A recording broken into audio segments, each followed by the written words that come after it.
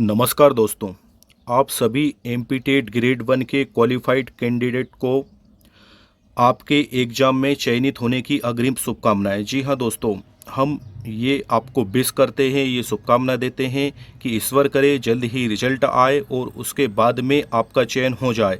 और आज की इस वीडियो में हम आपको वही संभावित तारीख बताने जा रहे हैं जो कि जब तक कि रिजल्ट आ सकता है, जब तक कि रिजल्ट डिक्लेयर हो सकता है। दोस्तों, पेपर देने के बाद में कोई से भी एग्ज़ाम का पेपर हुआ, हर कैंडिडेट्स के मन में ये क्वेश्चन रहता ही है कि आखिर रिजल्ट कब तक आ रहा है।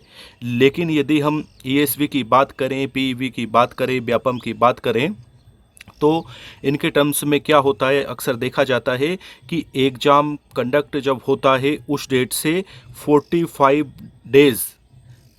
डेज़ की टाइम ड्यूरेशन ये मेंटेन करते हैं रिजल्ट के लिए। और रिजल्ट उस अवधि में या उस अवधि के पश्चात within a week result declare हो जाता है। जी, नॉर्मली ऐसा देखने में आता है। अभी तक जितने भी एग्ज़ाम हुए हैं, यदि उनमें कुछ अदर मैटर ना रहे, साफ़ सुथरा रहे, सब कुछ क्लियर रहे, तो रिजल्ट इस टाइम पीरियड में या इस टाइम पीरियड के बाद विद इन अ वीक आ जाता है। तो होता क्या है, कैंडिडेट्स कैसे कंफ्यूज होते हैं दोस्तों। कैंडिडेट्स ये सोचते हैं कि मेरा पेपर हुआ था 2 अगस्त को या 3 अगस्त को या 4 अगस्त को और 45 डेज़ हो रहे हैं, लेकिन आपके पेपर की डेट से 45 डेज़ नहीं काउंट होता है।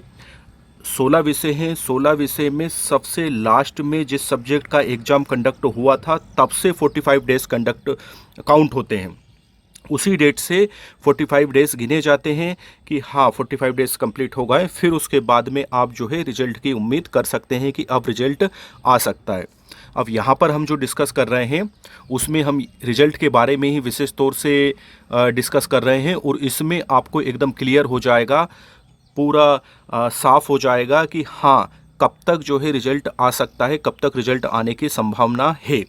दोस्तों, अथॉरिटी की यदि बात करें तो Madhya Pradesh employ selection board ESV जो है इस एग्ज़ाम को कंडक्ट कराती है। और नॉर्मली देखा जाए तो मध्य प्रदेश के जितने भी एग्ज़ाम रहते हैं, व्यावसायिक एग्ज़ाम रहते हैं, यदि हम पीएससी को छोड़ दें तो वो उसका ईएसवी का ही काम है, एम्प्लॉय सिलेक्शन बोर्ड का ही काम है एग्ज़ाम को कंडक्ट कराना।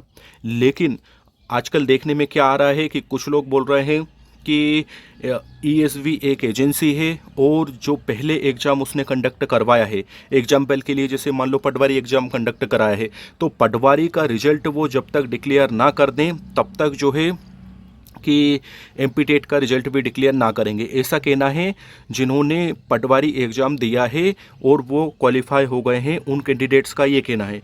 लेकिन दोस्तों, एक कॉमन सेंस वाली बात है कि यदि एक रिजल्ट किसी कारणवश अटक जाता है, उसमें कुछ भ्रष्टाचार के आरोप लग जाते हैं, कुछ सेंटर पर कुछ गड़बड़ी हो जाती है, तो इसका मतलब ये नहीं कि उसके बाद में जो सैकड़ों एग्ज़ाम होंगे उनको भी लटका अटका भटका दिया जाएगा।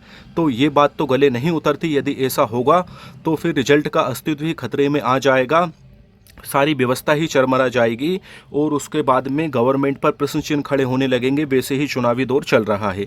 ये वही बात होगी कि यदि एक रोड खराब है तो आप उस रोड के व्हीकल्स को, वाहन को रोक लीजिए, ना कि जितने और सही रोड है उनके व्हीकल्स पर भी चक्का जाम कर दीजिए, वहाँ पर भी जो है कि स्टॉपेज लगा दीजिए, उनको भी रोक लीजिए। तो ये तो बात गले नहीं उतरती। तो दोस्तों, ऐसा नहीं होगा, आप एकदम निश्चिंत रहिएगा। यदि एमपी टेट ग्रेड 1 का रिजल्ट में कोई त्रुटि नहीं है, कोई आरक्षण कोटे का लफड़ा नहीं है, तो फिर रिजल्ट जो है समय से डेफिनेटली आएगा ही सही। अभी आप हिम्मत मत हारिए, अभी आप ये मत सोचिए कि हमारा रिजल्ट जो है ठंडे बस्ते में चला गया। क्यों? क्योंकि अभी लास्ट एग्ज़ाम से आप 45 डेज़ काउंट करिए और फिर उसके बाद भी आप विद इन अ वीक की एक टाइम ड्यूरेशन को देखिए कि क्या वो कंप्लीट हो रही है, तो नहीं हो रही है। तो अभी ये कहना उचित नहीं होगा कि एमपी टेट का रिजल्ट जो है पटवारी एग्ज़ाम की वजह से अटक रहा है या अन्य एग्ज़ाम की वजह से अटक रहा है, या फिर जो है कि आरक्षण रिजर्वेशन ओबीसी कोटे की वजह से अटक रहा है। क्योंकि दोस्तों, हो क्या रहा है कि बहुत सारे लोग वहाँ पे व्यापम कॉल कर रहे हैं, पीईवी कॉल कर रहे हैं और उनको ऐसा इनपुट मिल रहा है और इस बारे में हम और डीपली इस वीडियो में डिस्कस करेंगे। देखिए दोस्तों, एग्ज़ाम जो है आपका मध्य प्रदेश HSTET है ना, हाई सेकेंडरी स्कूल था, एग्ज़ाम था ये, वर्ग 1 एग्ज़ाम 2023। इसका देखते हैं, high school teacher eligibility test, ये आपने दिया है। और दोस्तों ये जो है कि 5 साल में दिया है, इससे पहले 2018 में कंडक्ट हुआ था। और टोटल इसके लिए जो वैकेंसी है 8,720 के लिए ये एग्ज़ाम हुआ है, 8,720। लेकिन दोस्तों 8,720 एक हिसाब से देखा जाए तो ये ऊँट के मुंह में जीरा है, या फिर बोल सकें कि ऊंची दुकान फीके पकवान है, ये कुछ भी नहीं है। क्योंकि इसमें से आप जो है 60% पोस्ट तो हटा दीजिए, वो आपके काम की ही नहीं है यदि आप फ्रेश कैंडिडेट हैं। क्योंकि वो सीटें जो है बैकलॉग पद है, और उसके बाद में फिर जो सीटें बच जाती हैं उनमें भी रिजर्वेशन कोटा लागू है, रोस्टर लागू है। SC ST OBC, भूतपूर्व सैनिक, विधवा, महिला, दिव्यांग, सभी लोग फिर उसमें उनका रिजर्वेशन कोटा लागू है। और फिर कुछ पद बचते हैं, तो सभी विषय में बामुश्किल 10-12 पद आते हैं। और दोस्तों होता क्या है कि इतने मात्र 10-12 पदों के लिए कोई कैंडिडेट्स क्या 5 साल इंतजार करेगा। 5 साल इंतजार करने के बाद में जब एग्ज़ाम निकलेगा, फॉर्म भरेगा, और यदि पदवृद्धि नहीं होती और फिर अच्छे मार्क्स ले भी आता है, तब भी उसके मन में कन्फ्यूजन रहेगा, उलझन रहेगी कि मेरा सिलेक्शन होगा या नहीं होगा। क्यों? क्योंकि पदों की कम संख्या के बावजूद।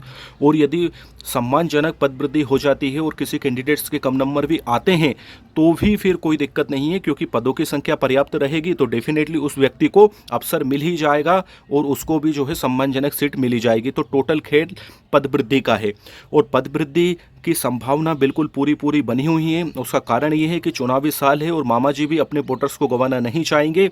उनको पता है कि ये भांजे भांजियाँ जो शिक्षित है, युवा है, बेरोजगार है, मेरे वोटर्स हैं। और ये जो है कि डेफिनेटली यदि मैं इनको खुश कर देता हूं तो ये मेरा वोट बैंक है, और यदि इनको निराश करता हूं तो मेरा वोट बैंक हाथ से फिसल जाएगा। तो उनको भी इस चीज़ का भान है। तो दोस्तों देर अबेर फर्स्ट राउंड में नहीं तो सेकंड राउंड में आपको पदवृद्धि तो देखने को मिलेगी सही। बस आपको निरंतर प्रयास करते रहने की ज़रूरत है, बिना हिम्मत हारे आप निरंतर करें। ऐसा नहीं कि आप कछुए की चाल से तो एकदम दौड़ लगा दें, बहुत तेज प्रयास करें फिर उसके बाद में धीमी पड़ जाए। आपको चींटी की चाल से आपको खरगोश की चाल की तरह प्रयास नहीं करना है, जो बचपन में आपने कहानी पढ़ी थी कि एकदम आप दौड़ लगा दोगे और उसके बाद में थक हार के बैठ जाओगे। आपको कछुए की चाल से प्रयास करना है, धीमे धीमे धीमे धीमे, मतलब स्लो बट कंटिन्यू, मतलब लगातार आपको इस मुहिम को ठंडे नहीं पड़ने देना है। और देखिए दोस्तों, जो व्यक्ति तेज दौड़ता है वो थक हार कर रुक जाता है, और जो धीरे धीरे चलता रहता है वो लंबी दूरी पार करता है, लंबा चलता है दोस्तों, वो अधिक दूरी पार करता है। तो आपको धीरे धीरे धीरे कंटिन्यू पदवृद्धि की मांग को बनाए रखना है, एकदम नहीं कि बहुत तेज कर दिया और उसके बाद में निराश होकर हाथ पर हाथ रखकर बैठ गए, तो ये नहीं करना है ना। तो आपकी पोस्ट का नाम हाई स्कूल टीचर जो है सिलेक्शन प्रोसेस आपने दिया है, रिटन एग्जाम, डॉक्यूमेंट वेरिफिकेशन। तो आपका जो है रिटन एग्ज़ाम हो चुका है, डॉक्यूमेंट वेरिफिकेशन। और देखिए दोस्तों, यहाँ पर यदि हम जो है इंग्लिश सब्जेक्ट की यदि बात करें तो 2 अगस्त 2023 को ये एग्ज़ाम हुआ था, है ना। और क्वालिफाइंग मार्क्स इसमें क्या था दोस्तों, 40 और 50 था। और अब हम देखें तो एमपी-टेट वर्ग 1 की जो रिजल्ट की संभावित डेट है, जो यहाँ पर आपको स्क्रीन पर डिस्प्ले हो रही है, वो दोस्तों 28 सितंबर 2023 है, 28 सितंबर 2023। जी हाँ दोस्तों, 28 सितंबर 2023 है कि इस तारीख तक संभावना है कि रिजल्ट डिक्लेयर हो सकता है। इस तारीख तक कितनी, 28 सितंबर 2023 तक। मतलब अगर हम देखें तो लगभग हफ्ते भर में जो है दोस्तों रिजल्ट की संभावना है। और एक बात आप गौर कर लीजिए कि यदि हफ्ते भर में रिजल्ट नहीं आता है, या हम ये कहें कि ये सितंबर में यदि रिजल्ट नहीं आता है, तो फिर ज़रूर दोस्तों रिजल्ट लटक सकता है।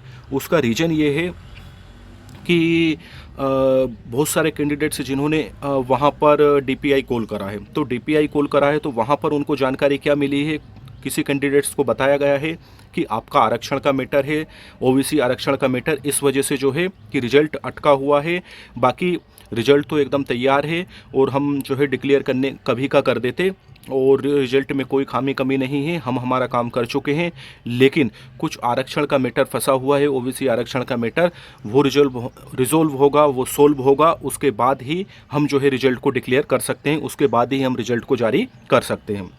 और कुछ कैंडिडेट्स का कहना ये है कि सर हमको बताया गया है कि 45 डेज़ का टाइम ड्यूरेशन मेंटेन होता है और सितंबर में या सितंबर के लास्ट वीक में रिजल्ट डिक्लेयर हो सकता है, ऐसा उन कैंडिडेट्स को डीपीआई द्वारा बताया गया है। तो दोस्तों आखिर हम किस कैंडिडेट्स की बात को माने और वहाँ पर कौन सा कर्मचारी उनको मिला होगा, कौन सा अधिकारी उनको मिला होगा पूछताछ केंद्र पर जिसने बताया होगा या किसने फ़ोन रिसीव करा होगा। तो हम तो ये मानकर चलते हैं कि सितंबर में रिजल्ट आ जाना चाहिए। यदि नहीं आता है तो फिर ज़रूर आपको पोस्ट इंक्रीज़ की मुहिम के साथ में डिक्लेयर रिजल्ट की मुहिम भी आपको चलाना पड़ेगा, आपको ये हैशटैग चलाना पड़ेगा। और नहीं तो फिर रिजल्ट जो है दोस्तों ठंडे बस्ते में जा सकता है। और प्राय देखने में ये आता है कि किसी भी प्रकार की शासकीय योजना हुई, परीक्षा हुई, कोई सा भी जो है व्यक्तिगत सामुदायिक लाभ हुआ, यदि चुनाव होता है और उसके बाद में पिछली सरकार के द्वारा वो कंडक्ट होता है, पिछली सरकार के द्वारा डिक्लेयर होता है, उसकी शुरुआत होती है और उसके बाद में यदि सत्ता परिवर्तन हो जाता है तो फिर जो है नई सरकार जो आती है वो उस पर पिछली सरकार की घोषणाओं पर, पिछली सरकार के जो भी उनके द्वारा डिसीजन लिया गया है योजनाओं का, नई योजनाओं का लाभ की दृष्टि से, या फिर एग्ज़ाम लिया गया है या पद फिल करने की प्रोसेस को चलाया गया है, वो उस पर इतना ध्यान नहीं देते, वो अपना नया देखते हैं। तो ये ऐसा देखने को आता है। तो ये सत्ता के फेर में, राजनीति के फेर में आपका रिजल्ट ना पड़े, ईश्वर से यही प्रार्थना है दोस्तों। और आपको जो है पॉजिटिव रहना है, नेगेटिव बिल्कुल नहीं सोचना है। और यदि आप सोचते हैं कि क्या पता यार रिजल्ट कब आएगा नहीं आएगा और मेरा जो है कि कट ऑफ कैसा क्या रहेगा और मैं तो वैसे ही बाउंड्री पर हूँ, 1-2 नंबर और कम आ गए तो फिर 1-2 नंबर क्वेश्चन डिलीट हो गए तो मेरा क्या होगा, तो नेगेटिव सोच कर देखिए, नेगेटिव आप जितना चाहें उतना सोच सकते हैं, ईश्वर ने आपको खुली आज़ादी दी है। पॉजिटिव भी आप जितना चाहें उतना सोच सकते हैं, ईश्वर ने आपको इस पे भी कोई रोक नहीं लगाई है। तो ये आपके हाथ में है, आप चाहें तो आपको खूब निराश कर सकते हैं या आप चाहें तो आपको हैप्पी फील करा सकते हैं, क्योंकि जो होगा वो होगा, उसको टाला नहीं जा सकता। ये एक सनातन सत्य है, बिल्कुल होना है। आपके टेंशन करने से अब कुछ नहीं होगा। आप एग्ज़ाम में अपना बेस्ट से बेस्ट दे चुके हैं, अब उस बारे में सोचना निरर्थक है और परीक्षा परिणाम के बारे में भी टेंशन लेना निरर्थक है। क्यों? क्योंकि जो होगा वो होगा, वो अब आपके हाथ में नहीं है। लेकिन अब क्या किया जा सकता है, तो अब ये किया जा सकता है कि सार्थक पद वृद्धि की मुहिम चलाई जा सकती है। ये आपके हाथ में है और इसका जो है कि पॉजिटिव असर आपको देखने को मिलेगा। मतलब आप आपकी जितनी एनर्जी, ऊर्जा, क्षमता ये सोचने में लगाते हैं कि मैं कट ऑफ से नीचे ना आ जाऊं और उसके बाद में क्या होगा, मेरा होगा या नहीं होगा, नहीं हुआ तो मैं क्या घर वालों को मुँह दिखाऊँगा और रिजल्ट कब आएगा, तो ये बेकार की टेंशन की जगह आप ये सोचिए कि मैं पदवृद्धि के लिए अपना बेस्ट से बेस्ट क्या कर सकता हूँ। यदि मेरा कोई सहयोग भी नहीं करता है तो मैं क्या कर सकता हूँ। तो दोस्तों आप जो वीडियो सुन रहे हैं, आपने एमपीटेट ग्रेड 1 का एग्ज़ाम दिया है, तो आप स्वयं, जी हाँ दोस्तों, आप अकेले क्या कर सकते हैं, आप आदरणीय मुख्यमंत्री जी को एक खत लिख सकते हैं, पोस्ट कर सकते हैं एक लेटर। और उसके बाद में यदि हम बात करें दोस्तों, तो आप जो है कि ट्विटर पर जो है कि पोस्ट कर सकते हैं। आपका जो साथी ट्विटर पर पोस्ट कर रहा है उसे रीपोस्ट कर सकते हैं। उसके बाद में जो है आप ट्रेंड चला सकते हैं और उसके बाद में न्यूज़पेपर में आपके साथियों को मिलकर खबर निकला सकते हैं। अगर आपके ज़िले में ज्ञापन नहीं दिया है तो आप ज्ञापन दे सकते हैं। इस तरह से बहुत से ऑप्शन खुले रहते हैं। ऐसा नहीं कि आपके लिए जो है कि कोई सा ऑप्शन नहीं है। सोशल मीडिया का ज़माना चल रहा है। पहले एक दौर और था, पहले कि व्यक्ति कुछ नहीं कर पाता था, लेकिन अब सोशल मीडिया के जरिए दूरियां कम हो गई है, दुनिया एक परिवार बन गई है। तो अपनी बात को सही तरीके से जनमानस के सामने लाना अब कोई बड़ी चुनौती नहीं रही है दोस्तों, सिर्फ सार्थक प्रयास करने की देर है। और दोस्तों ये जो आपको महत्वपूर्ण जानकारी दी गई है, इस तरह की जानकारी लगातार आपको दी जा रही है और आगे भी दी जाती रहेगी। बस आपसे यही निवेदन है कि यदि अभी तक आपने इस चैनल को सब्सक्राइब नहीं करा है तो प्लीज़ इस चैनल को सब्सक्राइब कर लें और हमारे साथ बने रहें। महत्वपूर्ण सूचना, अपडेट, जानकारी के लिए इसी तरह की इम्पोर्टेंट जानकारी आपको हमेशा मिलती रहेगी दोस्तों। और आज के लिए फ़िलहाल इस वीडियो में इतना ही, मिलते हैं किसी अन्य महत्वपूर्ण वीडियो में। लेकिन दोस्तों मेरा जाते जाते एक निवेदन ये है कि यदि अभी तक आपने चैनल को सब्सक्राइब नहीं करा है तो प्लीज़ सब्सक्राइब कर लें, वीडियो को लाइक कर लें और अपने अन्य मित्रों के साथ भी इस वीडियो को शेयर करना ना भूलें, ताकि उन बेचारों को भी सही जानकारी सही समय पर पता चलती रहे, वो भी अप टू डेट रहें। तो दोस्तों मिलते हैं किसी नेक्स्ट वीडियो में, तब तक के लिए जय हिंद, वंदे मातरम, भारत माता की जय।